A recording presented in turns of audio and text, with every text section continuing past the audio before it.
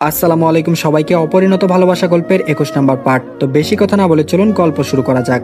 সকালের কাঁচা রোদে গ্রামের ভেতরে সরুপথ দিয়ে হাঁটছে শ্রাবণ আর ধারা। দূরের গাছের মাথা পেরিয়ে উকি মারছে বিশাল সবুজ চাঁদোয়া, যেন আকাশের এক টুকরো নেমে মাটিতে এসেছে। কাছে আসতেই শ্রাবণের চোখ বিস্ময়ে বড় হয়ে গেল।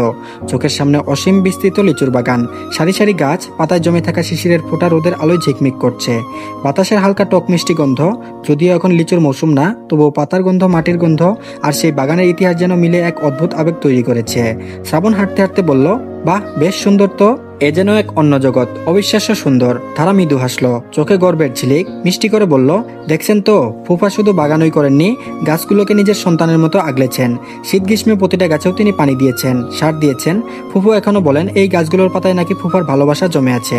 কত বছরের খাটনির পরে এই বাগান হয়েছে। শ্রাবণ গাছের গুড়ি ছুঁয়ে দেখলো, পায়ের নিচে শুকনো পাতা মচমচ করছে, মাথার উপর দিয়ে হালকা বাতাস বয়ে যাচ্ছে, আর পাখির ডাক মিশে যাচ্ছে সেই শব্দে। ধারা পায়ের স্যান্ডেল একপাশে খুলে রেখে খালি পায়ে হাঁটতে শুরু করলো। গ্রামের মাটিতে খালি পায়ে হাঁটার অন্যরকম এক আনন্দ রয়েছে।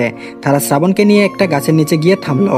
পুরোনো দিনের গল্প শোনাতে লাগলো। কোন গাছটা প্রথম লাগানো হয়েছিল, কোনটার সাথে ফুপুর বিশেষ স্মৃতি জড়ানো, আর কোনটার ছায়ায় বসে গ্রামীণ মেলা দেখেছিল তারা ছোটবেলায়। একসময় ধারা ইশারা করলো এক কোণের দিকে। ওখানে ছোট্ট একটা কুয়া আছে। তখন তো ফুফা ফুফু পানি তোলার জন্য কুয়ার পাশেই বসে থাকতেন, যাতে গাছের যত্নে কোনো রকম কমতি না হয়। শ্রাবণ ধীর পায়ে কুয়ার কাছে গেল, ঝুঁকে ভেতরে তাকালো। কুয়ার জল এখনো স্বচ্ছ, তলায় ইটগুলো দেখা যাচ্ছে। মনে হলো এ শুধু একটা বাগান নয়, এ যেন এক প্রেমের গল্পের জীবন্ত সাক্ষী। বেশ ভালো লাগলো শ্রাবণের। চোখ তুলে তাকালো শ্রাবণ, তারপর হেসে বলল, জানো, সিনেমায় এমন দৃশ্য থাকলে আমি বলতাম অতিরঞ্জিত, অথচ এটা যে বাস্তব, আর এর সৌন্দর্য কোনো ক্যামেরায় ধরা যাবে না। ধারা মাথা নেড়ে বলল, হ্যাঁ, কিছু জিনিস তো শুধু চোখে ধরে রাখা যায়, ছবিতে নয়। শ্রাবণ আর ধারা লিচু বাগানের নিচে হেঁটে হেঁটে গল্পে মশগুল। পাতার ফাঁক দিয়ে রোদ এসে পড়ছে তাদের উপর, বাতাসে কেমন এক হালকা উষ্ণতা। ঠিক তখনই ধারা হঠাৎ থেমে কেঁপে উঠল, মুখটা কুচকে গেছে, এক পা বাতাসে তুলে দাঁড়িয়ে আছে। শ্রাবণ চমকে গেল, তারপর বলল, কি হলো? ধারা মুখ বিকৃত করে বলল, মনে হচ্ছে কাটা ফুটেছে। উফ! শ্রাবণ নিচে তাকালো, শুকনো পাতা সরাতেই দেখে গেল এক টুকরো শুকনো ডালের ধারালো অংশ। ধারা খালি পায়ে হাঁটছিল, তাই সরাসরি গেঁথে গেছে পায়ের তলায়। শ্রাবণ সাথে সাথে ধমকালো, তারপর বলল, আশ্চর্য, তুমি খালি পায়ে হাঁটছিলে কেন? তারা মুখ কুচকে ফেললো, তারপর বলল, এমনিতেই। শ্রাবণ বিরক্ত হলো, হাঁটু গেড়ে বসলো, তারপর বলল, দাঁড়াও, নড়বে না। তারা চমকে তাকিয়ে বলল, না না, ঠিক আছে, পায়ে হাত দেবেন না। শ্রাবণ আবারও রামধমক মারতেই থেমে গেল ধারা। একটু লজ্জা পেলেও দাঁড়িয়ে রইল চুপচাপ। শ্রাবণ সাবধানে পা দুটো হাত দিয়ে ধরলো, শুকনো পাতার কণা সরিয়ে ছোট্ট কাঁটাটুকু টেনে বের করলো। তারপর হাতের তালু দিয়ে হালকা চাপ দিয়ে রক্ত বের হওয়া থামালো। তারা ব্যথা পেলেও এই মুহূর্তে অবাক হয়ে শুধু শ্রাবণকেই দেখতে থাকলো। শ্রাবণ কণ্ঠে চিন্তার সুর এনে বলল, এখন হাঁটতে পারবে? তারা সামান্য হাসলো, যদিও ব্যথা এখনো লাগছে। মিনমিন করে বলল, হ্যাঁ, অবশ্যই পারবো, তেমন কিছু তো হয়নি। শ্রাবণ ভ্রু কুচকে বলল, তেমন কিছু না আবার? তুমি কি পুরো বাগানটা লাফিয়ে ঘুরবে নাকি? এসব, বসি ওই গাছের নিচে। ধারাকে এক পাশে ঘাসে বসিয়ে সে নিজের রুমাল বের করে পায়ের তলায় হালকা চাপ দিয়ে বেঁধে দিল। তারা কিছু বলছিল না, শুধু তাকিয়েছিল তার দিকে। অদ্ভুতভাবে শান্ত, অথচ ভেতরে কোথাও এক নতুন অনুভূতির ঢেউ খেলছে। শ্রাবণ বেঁধে দিয়ে মাথা তুলে বলল, খালি পায়ে আর হাঁটবে না, ঠিক আছে? তারা মৃদু হেসে ফিসফিস করে বলল, ঠিক আছে। শ্রাবণ এবার পাশে বসলো। গাছের নিচে ছায়াতে বেশ ভালো লাগছে এখন, অন্যরকম অনুভূতি হচ্ছে। আসলে গ্রামের পরিবেশটা একদম মনোরকম, শান্তি দেওয়ার মতো। তার উপর গাছের নিচে শীতল ছায়া তো প্রশান্তিতে বুক ভরিয়ে দেয়। কিছুক্ষণ পর ধারা বলে উঠল, চলুন এবার ফিরে যাই, ফুফু চিন্তা করবে। শ্রাবণ মাথা নেড়ে বলল, ঠিক আছে, চলো। বলেই উঠে দাঁড়ালো। ধারাও উঠে দাঁড়ালো, কিন্তু পায়ের সূচের মতো ব্যথাটা এখনো অনুভব করলো। বেশ ভালোই গভীরভাবে কাঁটাটা ফুটেছে তাহলে। তারাকে খুঁড়াতে দেখে ভ্রু কুচকে তাকালো শ্রাবণ, থেমে গেল সহসা। তারা শ্রাবণকে থামতে দেখে চোখ পিট পিট করলো। লোকটা থামলো কেন, কি ভাবছে? কিছুক্ষণ পর্যবেক্ষণ করলো শ্রাবণ। শ্রাবণের হঠাৎ কি হলো কে জানে, হঠাৎ করে শার্টের হাতা ভাঁজ করলো। এরপর কিছু না ভেবেই ফট করে কোলে তুলে নিল ধারাকে। প্রস্তুত ছিল ধারা, সে যেন মুহূর্তের জন্য জমে গেল। চোখ দুটো বড় বড় হয়ে গেছে, মুখে বিস্ময় আর হালকা অবিশ্বাসের মিশেল। নিজেকে সামাল দিতে ফট করে সেও চেপে ধরলো শ্রাবণের টি শার্টের গলার কাজটা। অবাক নয়নে তাকালো লোকটার গালের দিকে, হতবাক হয়ে বলল, আপনি আপনি কি করছেন? ধারার কণ্ঠ কেঁপে উঠল। শ্রাবণ এক চুলো না তাকিয়ে হাঁটা শুরু করলো, যেন বিষয়টা খুব স্বাভাবিক। গম্ভীর স্বরে বলল, বাংলা সিনেমায় নায়িকাদের মতো ঢং করবে না, হাঁটার অবস্থায় নেই তোমার, বেশি কথা বলবে না, না হলে ফেলে দেব। ধারা অবাক হয়ে তাকিয়ে রইল তার দিকে, হালকা লজ্জা, কিছুটা অস্বস্তি, আবার ভেতরে কোথাও অদ্ভুত উষ্ণতা। মুখ ফিরিয়ে ছোট্ট গলায় ফিসফিস করে বলল, আমি নিজে হাঁটতে পারতাম তো। শ্রাবণ হালকা চোখ ঘুরিয়ে তাকালো, ঠোঁটের কোণে এক চিলতে বিদ্রুপের হাসি টেনে বলল, তুমি খুব পারো, পারো বলেই তো হাঁটছিলে না। ঘোরাচ্ছিলে, এখন চুপচাপ থাকো, নইলে গ্রাম জুড়ে কিন্তু ঘোষণা দিয়ে ফেলবো যে তুমি বাগানে এসে পায়ের কাঁটা ফুটিয়ে বসেছ। ধারা গালে রং চড়ে যাওয়া ঠেকাতে মুখ ফিরিয়ে নিল। হালকা বাতাসে তার শাড়ির আঁচল উড়ে এসে লাগলো শ্রাবণের কাঁধে। পায়ের ব্যথা যেন ভুলেই গেল সে। মনে হচ্ছে এই পথটুকু হাঁটার চেয়ে কুলে বসে চুপচাপ বসে থাকা অনেক বেশি ঝুঁকিপূর্ণ। তবে অন্যরকম একটা ভালোও লাগছে।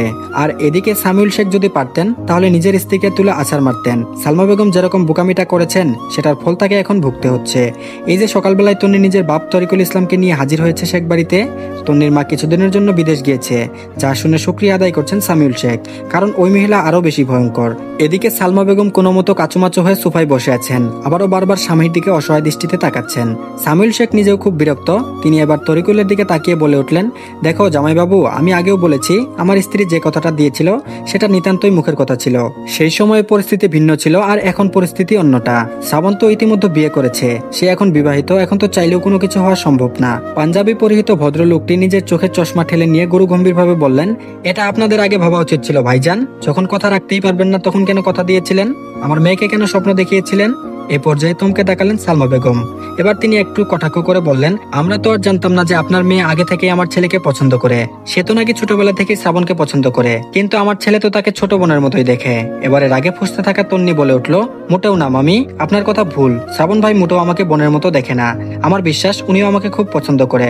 আর আপনারা যদি জোর করে ওই গাইয়া মেয়েটার সাথে শ্রাবণ ভাইয়ার বিয়ে না দিতেন তাহলে উনি আমাকেই বিয়ে করতেন, আর এখন সুযোগ পেলেও বিয়ে আমাকেই করবে। সালমা বেগম বিরক্তিতে মুখ কুচকালেন। এমন বেলাজ বেহায়া মার্কা মেয়ে সে আজীবনেও দেখেনি। আগে তো মেয়েটা ভালোই ছিল, এখন হুট করে এরকম রূপ বদলে গেল কিভাবে সেটা ভেবে পাচ্ছেন না তিনি। সামিউল শেখ এবার হাত উঠিয়ে বললেন, আহা থামো তোমরা। এরপর তারিকুলের দিকে তাকিয়ে বললেন, দেখো জামাইবাবু, তুমিই বলো কি করতে চাইছো, মানে এখন তোমাদের আশাটা কি? তারিকুল ইসলাম এবার সোজা হয়ে বসে বলতে শুরু করলেন। তারিকুল ইসলাম বললেন, ভাইয়া শুনুন, আমরা তো ঘরের ওই লোক, বলুন চাইলে এই বিষয়টা খুব সহজেই মিটমাট করে নেওয়া যায়। তন্নির মায়ের কাছে শুনলাম শ্রাবণ নাকি ওই গ্রামের মেয়েটাকে মেনে নেয়নি, ওরা নাকি এক ঘরেও থাকেনি এখনো, তাই তাদেরকে আর দম্পতি বলা যায় না। যেহেতু শ্রাবণ নিজেই বিয়েটা মানে না, চাইলে আমরা খুব সহজেই ওই গেও মেয়েটাকে তাড়াতে পারি, তাই না বলুন? আমার মতে বাইরের মেয়ের জন্য ঝামেলা বাদ দিয়ে দ্রুত ডিভোর্সটা করিয়ে দিন, আমরা এদিকে বিয়ের আয়োজন করি। আমার মেয়ের কোনো আপত্তি নেই। চোখ বড় বড় করে তাকালেন সালমা। কিছু বলতে চাইলেন, সামিউল শেখ থামিয়ে দেন। তিনি বেশ অভিজ্ঞ সুরে বললেন, বাহ, বেশ ভালো সিদ্ধান্ত। আর ধারা মানে শ্রাবণের বইয়ের কি হবে? বিরক্তিতে মুখ কুচকালো তন্নি। তারপর বলল, উফ মামা, ওই মেয়েটাকে নিয়ে আমরা অত চিন্তা ভাবনা কেন করব? আচ্ছা ঠিক আছে, তুমি যেহেতু শুধু মেয়েটাকে একটা আশ্রয় দিতে চাইছো, তাহলে আমি না হয় ওকে এ বাড়িতে আশ্রয় দিব। কাজের মেয়ে হয়ে থাকবে এ বাড়িতে, একটা ছাদ পেলেই তো হলো, দুবেলা খাবার আর মাথার উপরে ছাদ, বেশ। ওর আর কি দরকার? আমি এতটুকু কম্প্রোমাইজ করতেই পারি। সালমা বেগম এবার আর দমে থাকতে পারলেন না। বাঁকা হেসে হতবাক হয়ে তারিকুল ইসলামকে বললেন, বাহ জামাইবাবু বাহ, আপনার মেয়ের মন মানসিকতা দেখে তো আমি সত্যিই খুব অবাক হয়ে যাচ্ছি। এত সুন্দর চিন্তা ভাবনা সত্যিই বিস্ময়কর। এখন বুঝতে পারছি আল্লাহ যা করেন ভালোর জন্যই করেন। আপনার মেয়ের সাথে আমার ছেলের বিয়ে না দিয়ে যে কত বড় ভালো কাজ করেছি এখন সেটা টের পাচ্ছি। তন্নি বিরক্তিতে মুখ কুচকে বিড়বিড় করে বলল, এই মহিলাটা বেশি কথা বলে। সামিউল শেখ এবারও থামিয়ে দিলেন সালমা বেগমকে। কিছুক্ষণ চুপ করে রইলেন তিনি, দুহাত মুঠো করে ভাবনাতে ব্যস্ত হলেন। তরিকুল আবারও বলল, আমি আশা করব আপনি সঠিক সিদ্ধান্ত নেবেন ভাইজান। আমার মেয়েটা শ্রাবণকে অনেক বেশি ভালোবেসে ফেলেছে, আর আপনারা যেহেতু প্রথমে আমার মেয়েকে বউ বানাতে চেয়েছেন, তাই সিদ্ধান্ত বদলে ফেলাটা আপনাদের ভুল ছিল। আমার মেয়ে শ্রাবণকে ভালোবাসে, আর আমি যতটুকু জানি আমার মেয়েকেও শ্রাবণ পছন্দ করে, তাই শুধু শুধু একটা বাইরের মেয়েকে, তাও আবার গ্রামের মেয়েকে তাদের মাঝে ঢুকিয়ে দেওয়াটা আপনাদের উচিত হয়নি।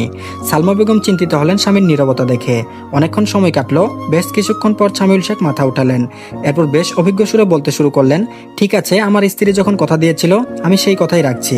আমি তোমাদেরকে সুযোগ দিচ্ছি জামাইবাবু। আমার ছেলে যদি নিজের মুখে বলে যে সে ধারাকে ছেড়ে দিয়ে তোমার মেয়েকে বিয়ে করতে চাই, তাহলে আমি নিজ হাতে ওদের ডিভোর্স করিয়ে তোমার মেয়েকে আমার ছেলের সাথে বিয়ে দিব।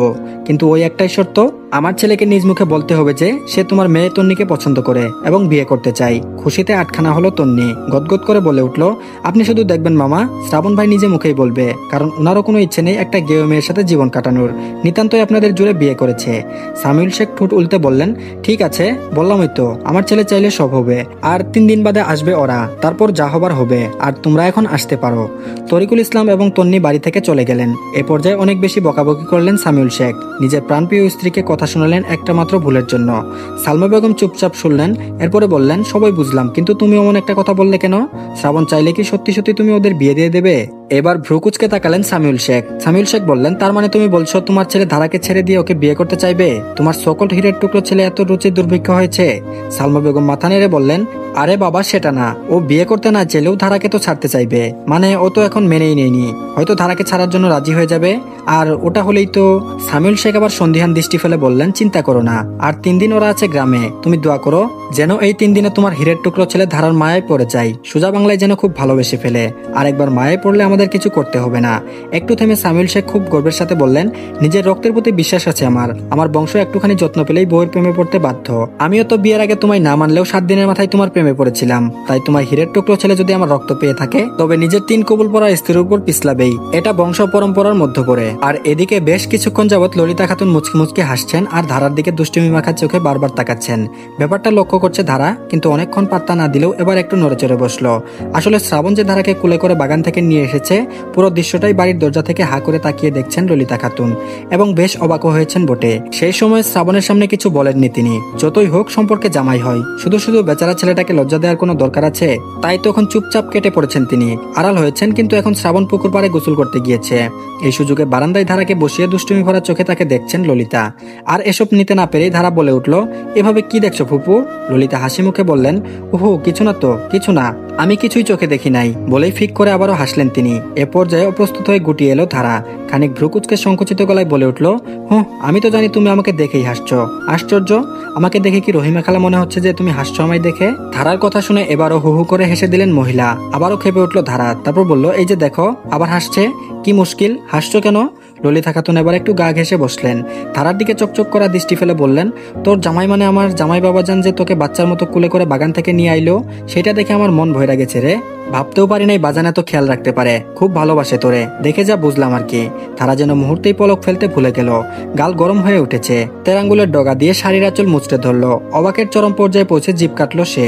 ইস রে, ফুফু দেখে ফেলেছে, কিন্তু ভালোবাসার কথাটা ঠিক হজম করতে পারলো না। ভালোবাসা একদম দূরের কথা, লোকটা তো তাকে পছন্দই করে না, নিতান্তই মায়া দরদ করে এনেছে। বিষয়টা হুট করে মাথায় আসতে চিন্তিত হলো ধারা, মিয়ে গেল কিয়ত পরিমাণ। ফুট কামড়ে ভাবতে থাকলো একদম বিয়ের রাত থেকে আজ পর্যন্ত ঘটে যাওয়া সব ঘটনা। ধারাকে অমন করে চিন্তা করতে দেখে ললিতা বাহু ঝাঁকালেন, তারপর বললেন, এই ছেড়ি কি ভাবস রে? পীড়িতের কথা কইতেই চিন্তা ভাবনা শুরু, হ্যাঁ? বলে আবারও হু হু করে হাসলেন ললিতা, যেন বিষয়টা নিয়ে খুব মজায় আছেন।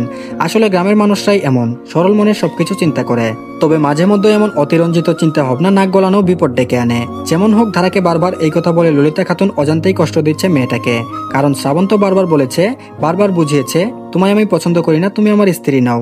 দীর্ঘশ্বাস ফেললো ধারা, বিবর্ণ মুখে বলল, ফুফু যেমন ভাবছো তেমন কিছুই না, দয়া করে তুমি এমন কথা বলো না আর। ললিতা খাতুন উল্টো বুঝলেন, ভাবলেন লজ্জা পাচ্ছে ধারা। তিনি মাথা নেড়ে হেসে বললেন, আরে বোকামাইয়া, লজ্জা পাস কেন রে? এমন জামাই পেলে তো মেয়ে ভাগ্যবতী হয়। আয় হাই, কিছুই তো কইলাম না, শুধু এই কথা শুনেই লাল হইয়া গেলি। ধারা এবার বিরক্তির ভান করে চোখ ঘুরিয়ে নিল, কিন্তু ভেতরে কোথাও যেন এক নরম বিষাদ ভাবটা থামিয়ে রাখতে পারল না। ঠোঁট ভিজিয়ে বলল, আমি ভাগ্যবতী না ফুফু, উনি শুধু সাহায্য করছেন, পায়ের কাটা বিঁধেছিল তো। ললিতা খাতুন বললেন, সাহায্য করেছে?